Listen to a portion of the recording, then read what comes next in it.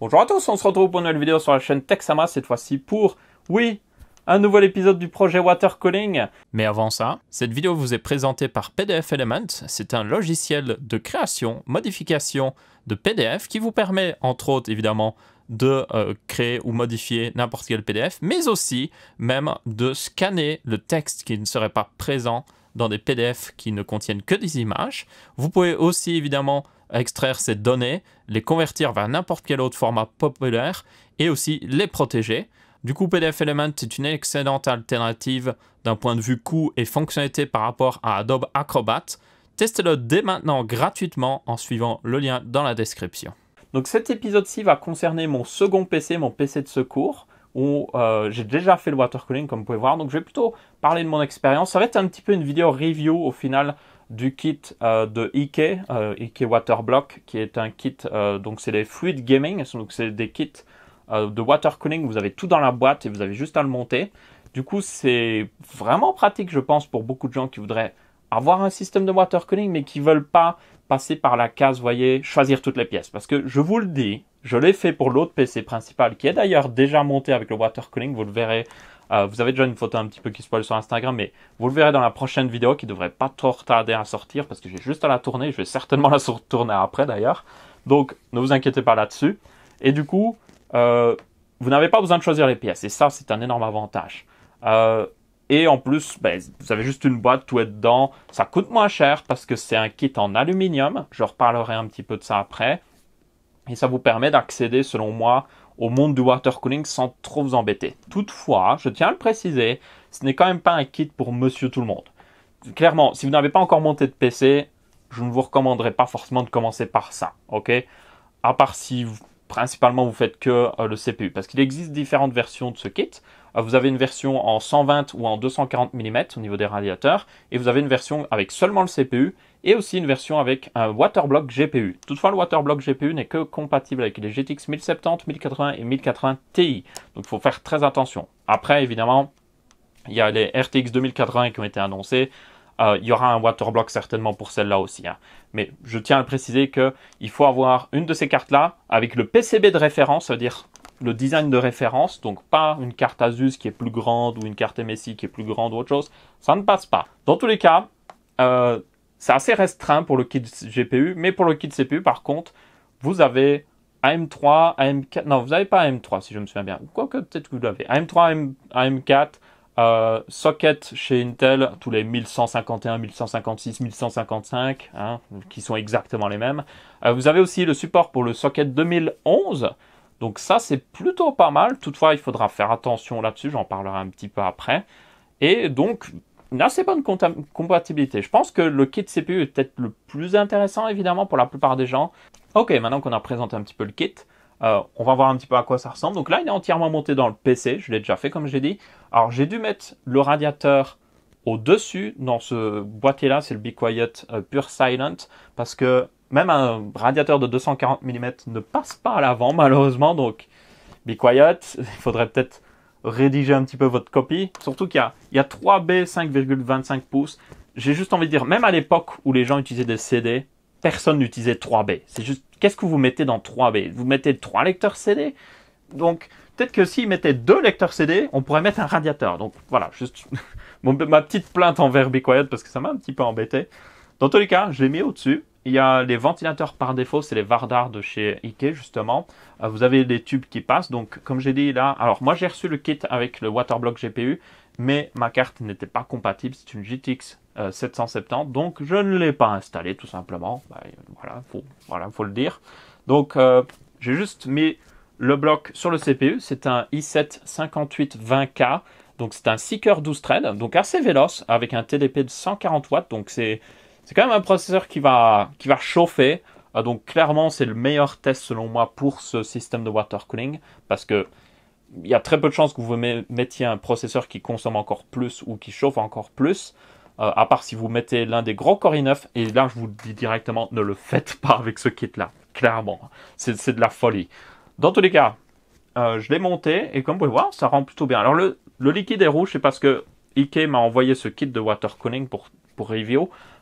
Et du coup, ils m'ont envoyé une bouteille avec aussi du liquide rouge. Mais j'avais aussi... Normalement, vous ce que vous aurez dans la boîte, c'est une petite bouteille de liquide concentré. Et en fait, vous devez acheter par vous-même de l'eau déminéralisée, ce que vous trouvez très facilement en magasin. Vous pouvez prendre l'eau normalement qui passe dans les fers à repasser, de l'eau pure en fait, qui du coup passe dans les fers à repasser si vous en avez. Vous mélangez ça avec le kit concentré, c'est je pense 1 litre d'eau que vous devez faire, et puis vous mettez l'entièreté du kit concentré. Donc c'est relativement simple. Hein. Si vous suivez les instructions, vous n'aurez aucun problème, et si vous achetez la bonne eau, vous n'aurez aucun problème. N'utilisez pas de l'eau du robinet par pitié.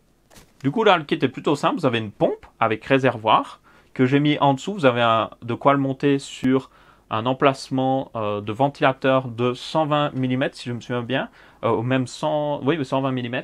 Alors, je trouve assez dommage, en réalité, que Ikea n'ait pas inclus un truc qui permet de monter sur un emplacement de ventilateur à l'avant du boîtier, pour la simple et bonne raison qu'en fait, les boîtiers avec un emplacement de 120 mm en bas sont de plus en plus rares. Et du coup, ça m'étonne qu'il n'ait que ça en fait comme option. Mais bon, dans tous les cas, faites attention d'avoir au moins ça en bas de votre boîtier, parce qu'évidemment, vous ne pouvez pas le monter à l'envers, parce que sinon l'eau va un petit peu tomber quand vous allez remplir. Mais bon, donc là, j'ai le combo pompe réservoir, comme j'ai dit, 2 tubes qui partent. Donc il y a un tube qui va vers, évidemment, alors en réalité, ce qui arrive, c'est qu'il y a un tube qui va vers le radiateur, ça refroidit le liquide, le tube ressort, va vers le CPU, ça refroidit le CPU, évidemment, et puis ça repart, et donc c'est celui-là qui arrive jusqu'au CPU, et puis ça repart vers le combo. Donc c'est plutôt simple, et si vous aviez le GPU, vous pourriez avoir genre, ça va vers le CPU, ça repart dans le GPU, et puis ça repart dans le combo pompe.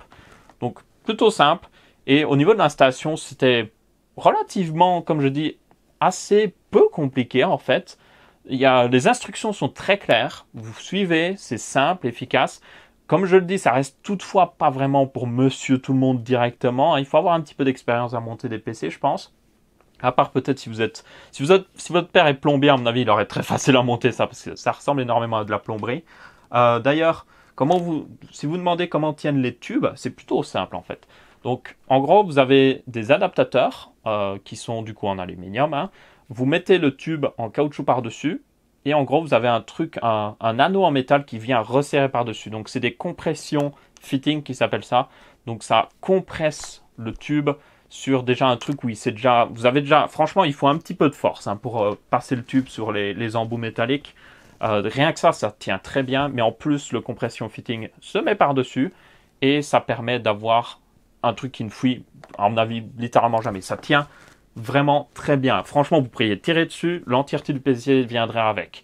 Donc là, j'ai vraiment pas peur. C'était justement l'un des trucs que je m'inquiétais un peu avec le water cooling. Je me demandais, est-ce que ça tient bien, ce truc-là? Oui, ça tient très bien. Bon, il faut pas s'amuser à tirer dessus non plus, mais si sans faire exprès vous tirez dessus, no problème.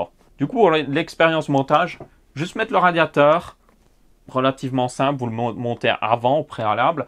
Peut-être pas mettre forcément, enfin vous pouvez mettre les ventilateurs déjà avant. Après, c'est pas 100% obligé. Si vous avez encore assez bien accès, vous pouvez les mettre après. Vous aurez un petit peu plus facile du coup à mettre justement les tubes sur les embouts comme ça. Ensuite, vous montez le waterblock CPU, vous montez le combo pompe réservoir.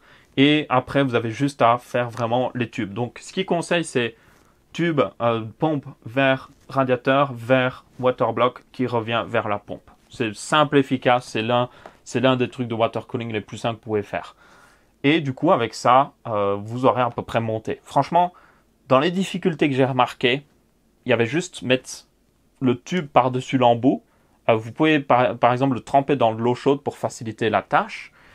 Et de trouver un endroit pour le combo pompe réservoir. Et c'est franchement tout. C'était les seules difficultés que j'ai vraiment eues.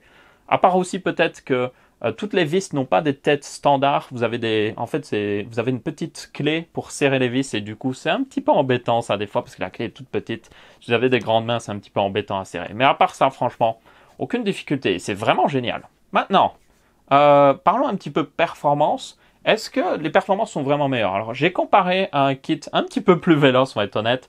C'est un Kraken X61 en 280 mm. Je l'avais monté de travers comme ça dans ce boîtier-là parce que j'avais littéralement pas le choix. J'ai juste monté une semaine pour faire juste des tests de température en attendant de faire le montage de ce gars-là. Et au niveau température, alors, on va être honnête, ça reste un radiateur de 240 mm par défaut. Et du coup, ben oui, le Kraken X61 a des meilleures performances. Ça, je veux dire, c'est logique. Toutefois, les performances sont largement honnêtes sur un processeur pareil. J'étais maximum, si je me souviens bien, je vous mettrai peut-être des chiffres, à 60 degrés en full charge. J'ai même overclocké depuis à pratiquement 4 GHz et je reste à des températures très honnêtes, légèrement au-dessus de 70 degrés. Donc franchement, très bonne température pour un processeur pareil. Mais le Kraken X61 faisait un petit peu meilleur, clairement. Donc je tiens à le préciser. Du coup, c'est quand même très bon niveau performance. Et l'un des avantages, qui selon moi sont le mieux, c'est que vous pouvez étendre ce kit. Si vous l'achetez, vous pouvez acheter un radiateur encore en plus pour ajouter au kit. Prenez juste un petit peu plus de tubes et un petit peu plus de liquide de refroidissement et c'est bon. Donc vous pouvez passer à 2 radiateurs de 240 mm par exemple. Ou un radiateur de 240 mm et un radiateur de 120 mm. Il n'y a pas d'option en 140 mm toutefois, ce qui est un petit peu dommage, ou en 280 mm, mais ça permet d'étendre facilement. Et d'ailleurs, si vous utilisez le kit avec le GPU, je vous le dis clairement, vu les températures que j'ai sur le CPU, elles sont bonnes, hein, mais voilà, il faudrait pas y avoir autre chose sur justement cette truc de water cooling. Et c'est justement le cas si vous ajoutez le GPU. Selon moi, vous ne pouvez pas avoir un GPU haut de gamme et un CPU haut de gamme sur le même truc, sur un seul radiateur de 240 mm. C'est de la folie. Donc, pour le kit de 240 mm avec le Waterblock GPU, honnêtement, prenez un radiateur en plus. Parce que c'est une assez mauvaise idée de mettre les deux sur le même truc.